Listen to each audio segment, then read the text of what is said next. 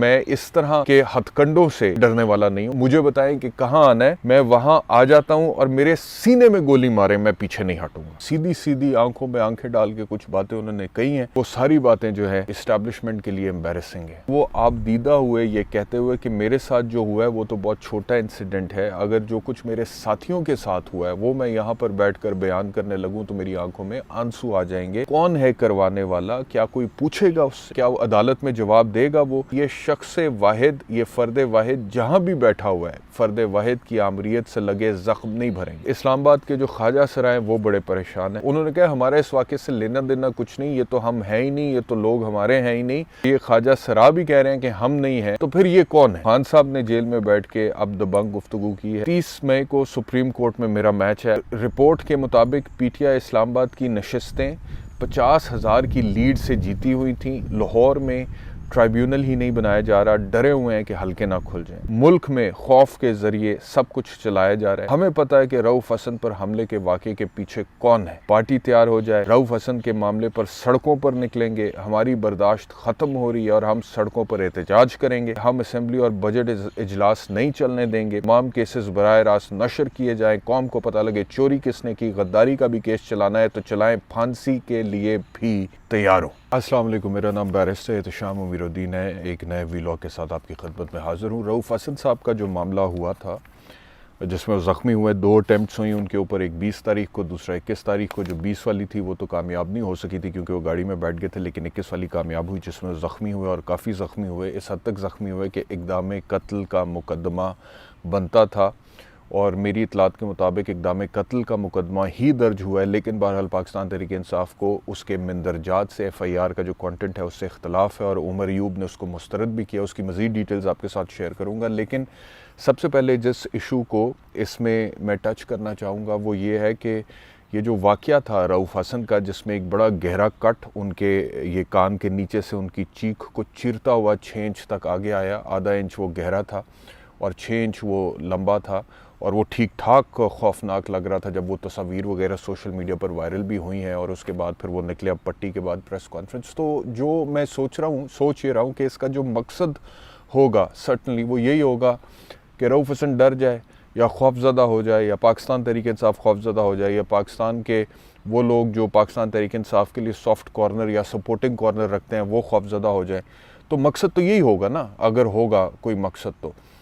लेकिन हुआ उसके उल्टा है। Rauf Hasan to my surprise, to my utter surprise has come out very strongly out of this. And वो पहले इस वाक़े से पहले तो जो उनकी गुफ्तगू थी और जो वो मीडिया टॉक करते थे वो बड़े दबंग तरीके से करते थे और सारी बातें करते थे, लेकिन उससे भी ज़्यादा दबंग तरीके से ही is come out of this incident in front of the media and he is talked very vociferously, very straight forward. सीधी सीधी आंखों में आंखें डाल के कुछ बातें उन्होंने कही हैं और वो सारी बातें जो है वो इस्टेब्लिशमेंट के लिए एम्बैरेसिंग है, पाकिस्तान की इस्टेब्लिशमेंट के लिए बहुत ज़्यादा एम्बैरेसिंग है। और उसके बाद हुआ ये है कि खान साहब की जो गुफ्तगू हुई है वो भी बड़ी दबंग है।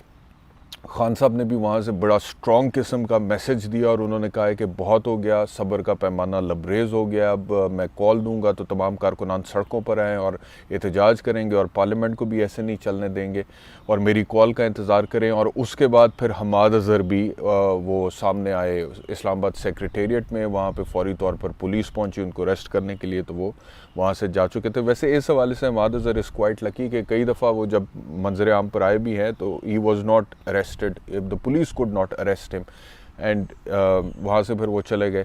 और उन्होंने ये कहा है कि इमरान खान का ये पैगाम है कि अब सब बाहर निकलें, रूपोशी का दौर ख़त्म हो गया और रूपोशी ख़त्म करके अब सारे मंजरे में आम पर आएंगे। मुराद सईद समेत ये हमाद अज़हर का मैसेज था सेक्रेटेरिएट में आके जब उन्होंने मीडिया से गुफ्तगू किया। तो वो जो बात मैं आपसे कर रहा था वो मैं ये कर रहा था कि इस तरह के इंसिडेंट का मकसद तो होता है खौफज़दा करना या खौफ व हरास फैलाना या खौफ में मुब्तला कर देना ताकि उसके बाद फिर मज़ीद कोई ज़्यादा बात ना करे, लेकिन हुआ उससे उलट है।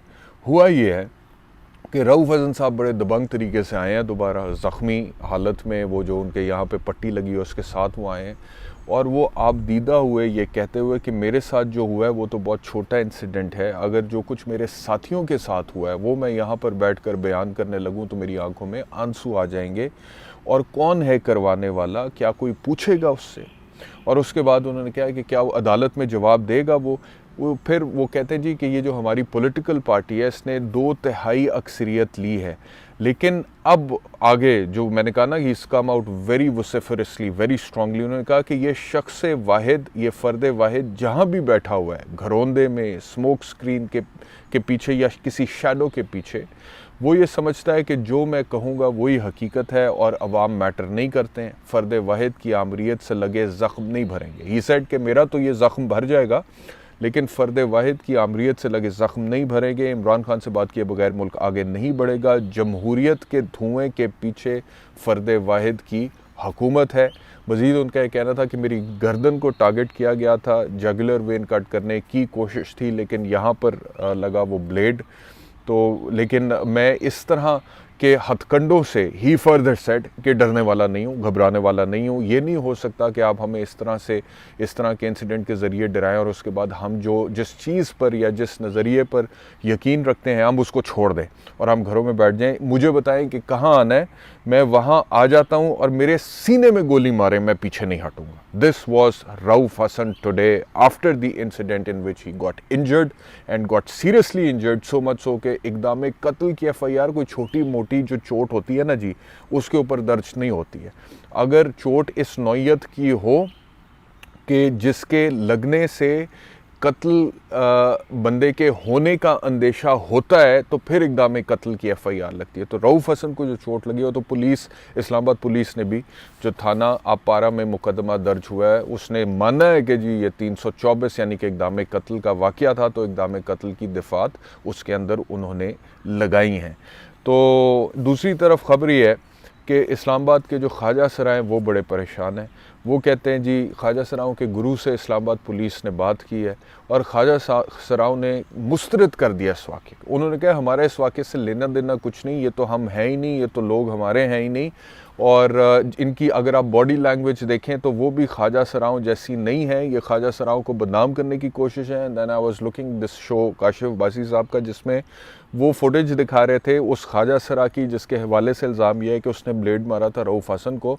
तो वो ऊपर जो कमीज़ थी वो ख़वातीन वाली थी नीचे, लेकिन मर्दों वाली जीन्स और जॉगर्स पहने हुए थे बाकायदा तौर पे उस ख्वाजा सरा ने। तो गुमान ये था कि शायद वो ख्वाजा सरा के भेस में कोई शख्स है जिसने रऊफ हसन पर हमला किया। अब वो कौन शख्स है, वो कहाँ से आया था, वो किस मोटिव के साथ आया था, ये सारी बातें इस्लामाबाद पुलिस के बताने वाली हैं। लेकिन काशिफ वासी साहब ने अपने शो में उसका जिक्र किया, तस्करा किया, वो दिखाया है, उसकी जीन्स दिखाई, उसके जॉगर रेड सर्कल करके दिखाया कि ख्वाजा सरा ऐसे नहीं घूमते, ऐसे नहीं होते। और ख्वाजा सराओं ने भी कहा है कि हम ऐसे नहीं घूमते और ये हमारी बॉडी लैंग्वेज नहीं, हमारे बंदे नहीं है, हमें बदनाम करने की कोशिश है। तो फिर ये कौन है?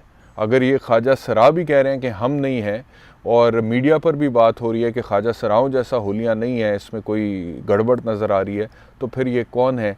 और वो रऊफ हसन ने फिर खुली बातें कर दी, उसने फ़र्द वाहिद की बात की, उसने एक शख्स की हुकूमत की बात की, जमहूरियत के धुएँ के पीछे आमरीत की बात की।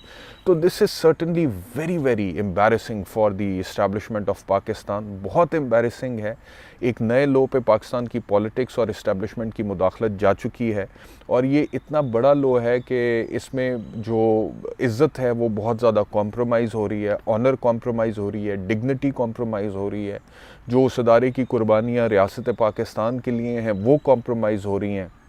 और उसके कॉम्प्रोमाइज़ होने से ना सिर्फ ये कि इदारे का नुकसान हो रहा है, बल्कि मुल्क पाकिस्तान और रियासत पाकिस्तान का भी नुकसान हो रहा है और ये बहुत ही अफसोसनाक है। तो ये बहुत ही एम्बैरेसिंग है इस वाक़े के बाद से। और इमरान खान साहब की अगर अब मैं गुफ्तगू की तरफ आ जाऊँ, जो खान साहब ने जेल में बैठ के अब दबंग गुफ्तगू की है after the Rauf Hasan incident, तो उसमें उन्होंने कहा है कि 30 मई को सुप्रीम कोर्ट में मेरा मैच है। ये भी मैं आपको बताते चलूँ कि सुप्रीम कोर्ट में खान साहब ने दरख्वास्त दे दी है ज़ाती हैसियत में इन पर्सन पेश होने की, कि मुझे वीडियो लिंक से लेने की बजाय अडियाला जेल से मुझे ज़ाती हैसियत में इन पर्सन अदालत में तलब किया जाए, बुलाया जाए। तो ये एप्लीकेशन खान साहब दे चुके हैं। तो उस हवाले से उन्होंने कहा है कि 30 मई को सुप्रीम कोर्ट में मेरा मैच है। इंसानों और जानवरों के माशरे में फ़र्क होता है, इंसानों का माशरा लोगों के दिल जीत कर चलाया जाता है। बोरिस जॉनसन और हैरल मिलन को इखलाकी बुनियादों पर हुकूमतें छोड़ना पड़ी। 8 फरवरी से पहले 3 सज़ाएँ दी गई। तमाम प्रोपेगेंडे के बावजूद लोगों ने हमें जितवाया।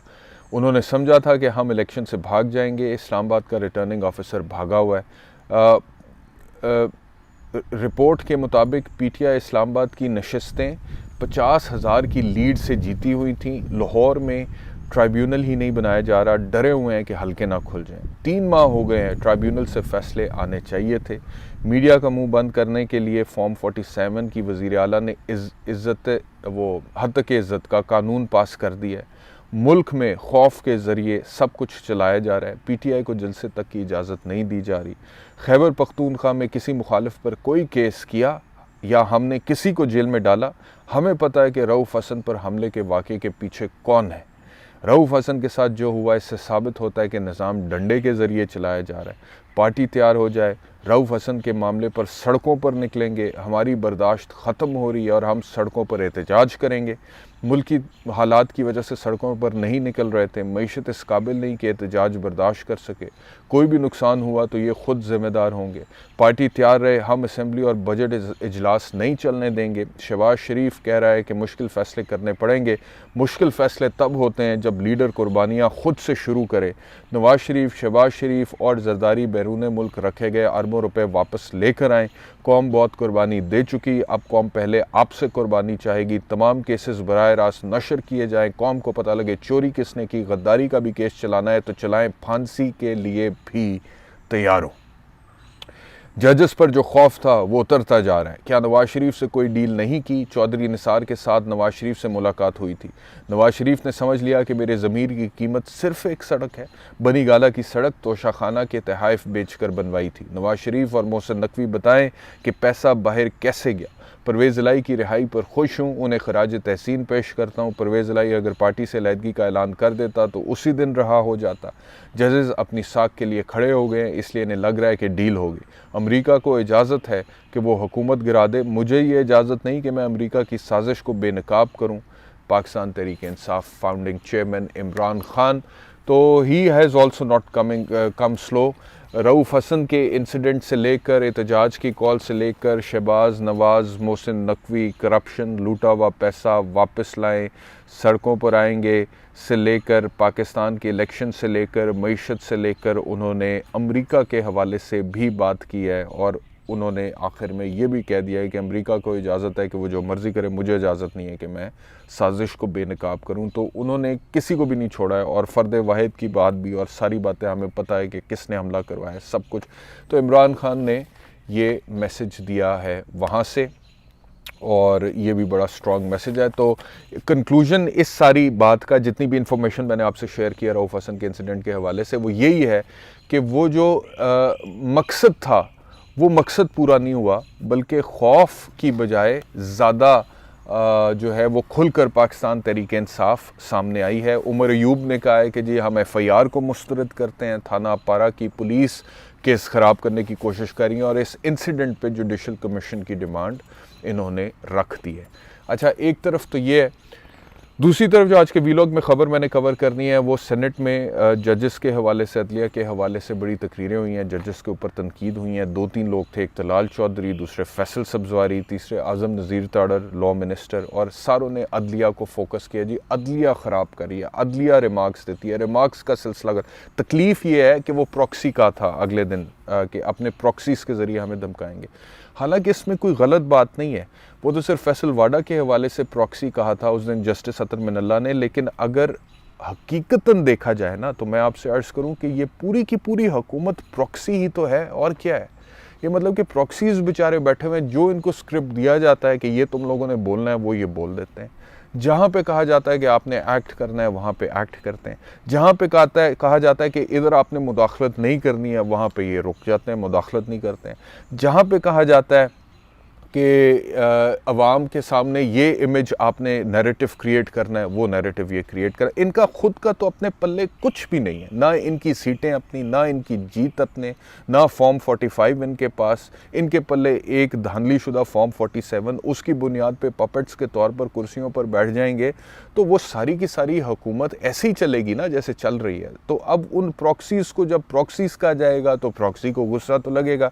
तो उस गुस्से में प्रॉक्सीज़ ने तलाल चौधरी हों या फैसल सब्ज़वारी हों या तारड़ साहब हों, क्योंकि ये सारी हुकूमत प्रॉक्सी मुझे लगती है, ये इलेक्शन ही इतना धांधली शुदा है, तो उन्होंने बातें तो करनी थी और उन्होंने बातें की हैं कि तौहीन का खेल खेला। मतलब कि मैं सोचता हूँ कि ये क्या लोग हैं, ये फैसल सब्ज़वारी, तलाल चौधरी, आज़म नज़ीर तारड़, मतलब कि एक कुर्सी, सेनेट की कुर्सी के पीछे जो मर्ज़ी इनको वो कुर्सी दे दो, उस जगह पे बिठा दो और फिर इनको जो मर्ज़ी को ये आपको सर्व करेंगे।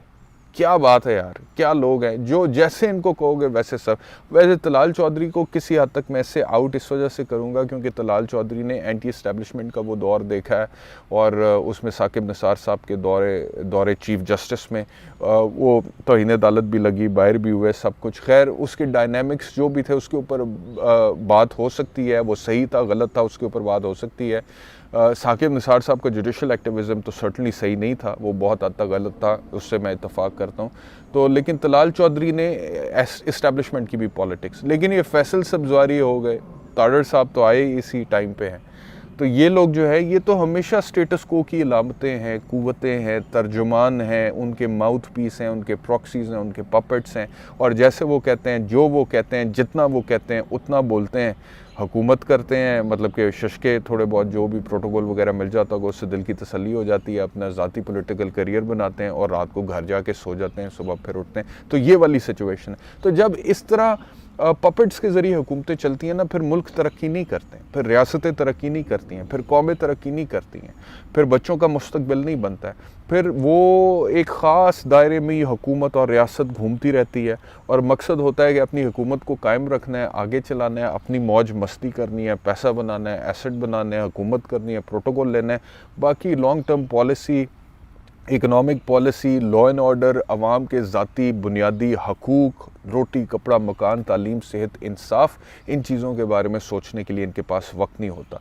तो यही एग्जैक्टली सिचुएशन है इस वक्त। लेकिन क्योंकि जस्टिस अतर मिनल्ला का रिमार्क एंड मतलब कि पॉइंट ब्लैंक बिल्कुल क्लियर कट था और पॉइंट ब्लैंक वो रिमार्क जाके वजह है प्रॉक्सीज़ को, तो उन्होंने आज सेनेट में बहुत शोर मचाया है कि ये तौहीन का खेल खेला जा रहा है, हम ऐसे नहीं, हम वैसे नहीं। तो भाई आप जैसे हो वो कौम को सारी को पता है। एक जज के रिमार्क देने से कौम ने आपको प्रॉक्सी नहीं मान लेना, या एक जज के रिमार्क देने से आपका सियासी जो रेपुटेशन है वो डिफ़ाइन नहीं होनी है। ये आपके अपने किरदार से, सियासी अमल से, आपके अपने रिकॉर्ड से डिफ़ाइन होनी है और वो डिफ़ाइन हुई भी है और वो इस्टेब्लिश हुई है लोगों की नज़र में। और इसी वजह से जो जस्टिस अतर मिनल्ला ने कहा है लोगों को लगा है कि ये सही कहा है, क्योंकि ये तो ऐसा ही है। इस व्लॉग में इतना ही। इंशाल्लाह दोबारा आपसे मुलाकात होगी। अपना ख्याल रखिए। अल्लाह हाफ़िज़।